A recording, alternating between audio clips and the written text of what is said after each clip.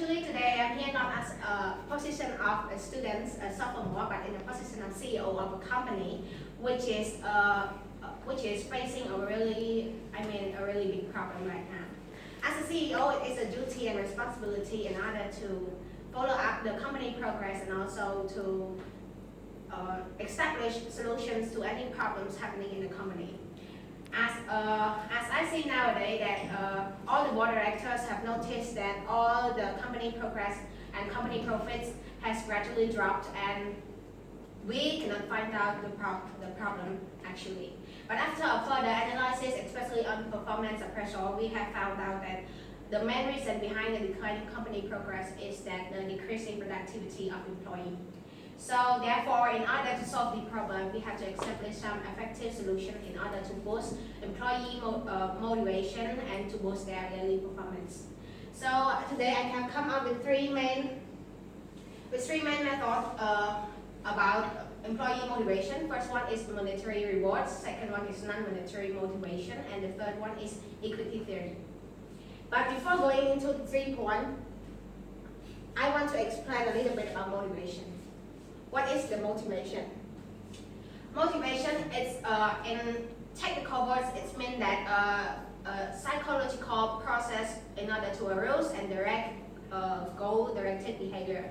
But in simple words, it does mean that something that encourages you to do something as you want, not because someone forced you to do it.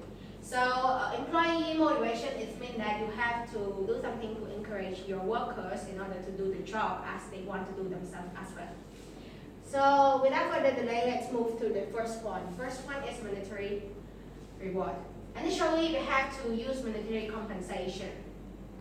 Usually, workers are motivated by rewards that are linked to their daily performance and also specific objective accomplishments. And also, each individual should be paid based on their performance and result. For example, if you pay each of your staff in the same salary, they wouldn't care whether to work hard or not, because even if they try or not, the result doesn't affect their salary. So therefore, paying their payment based on their performance is a very good idea. A real example, in sales commission, every sales representative, they got paid with a particular percentage of their sales profits. As the harder they try, the more they get paid. And another one is bonus. Employees should get bonus cash if they accomplish a specific performance objective, such as if you set a goal that you want to earn 1,000, you want to sell 1,000 of your product, and if your employee did it, they should get bonus cash. Also, profit sharing is another point. We can say that if a company is an employee work hard and they have to increase their measurable productivity and also decrease company expenditure, they should get profit sharing. And this one is a little bit complicated, but it is good to consider in order to satisfy those employees, because usually profit sharing is considered when their sale is more than the company's sale forecast. And let's move to the second point, is non-monetary motivation.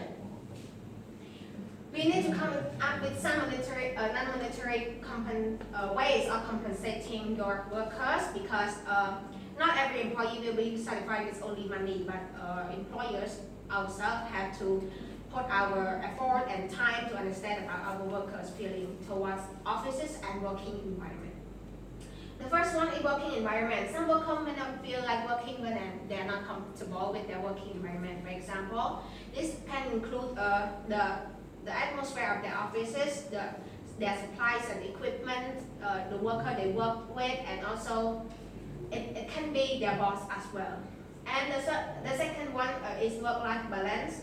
Work-life balance here, some employees want to experience work-life balance because they want to make it balance between their career and their personal life. Some employers put too much pressure in the work so that workers cannot have time to have fun in their personal life, so it may stress your employees out. And third one is work-life benefits. This one is a little bit related to the second one, because work-life benefit is something that to help you to feel the work-life balance. For example, like daycare, the good building and offices, educational surrounding, and many more beneficial equipment that can give to our employees. Another one is knowledge expansion.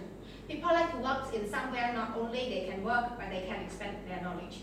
For example, if you work in the sales commission, your skill is not selling and communicating, but you know how to persuade people, you know how to encourage, or you know how to show out your products to your customer. Also, employees love to work in somewhere that they feel like they matters, because some company may take the hard work of employees as granted, so it is not good. And this point can link to our third point, which is talking about equity theory. Equity theory here, it is focused on employees' perspective to how fairly they think they are treated by comparing to others. For example, here the key element in equity theory is input, output, and comparison. The first one, input. You can see that the two different pictures here, you can see that one is a hard worker and one is a lazy worker. So employees themselves usually naturally to compare their own inputs with the others. For example, if you see the other person being lazy and how hard we work, we will not motivated to work anymore. Second one is the output. Output here is employees expect about something they get out of the job. It means how much they input and how much they get. So if two employees work as hard as each other, but one get a small price and one get a big price, it is not fair. And it is very serious because it can lead your employee to disappointment of your job and leads to dissatisfaction. And the third one is comparison. After thinking about input and output, they make comparison whether the input and output is similar to the other input and output. They consider here and they judge about their fare by making measurable comparison with the other co-workers in the same company, or sometimes with the other worker from other company but in similar work field.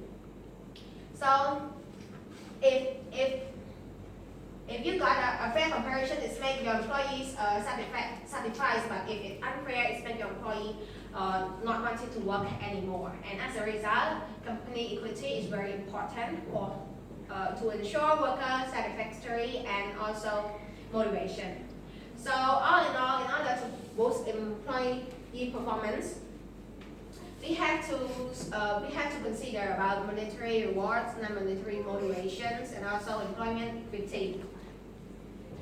Employees will work hard automatically once you fulfill their needs and their workplace satisfactory. Once employee boosts their performance, their company progress will surely increase dramatically sooner or later. That's all for my presentation.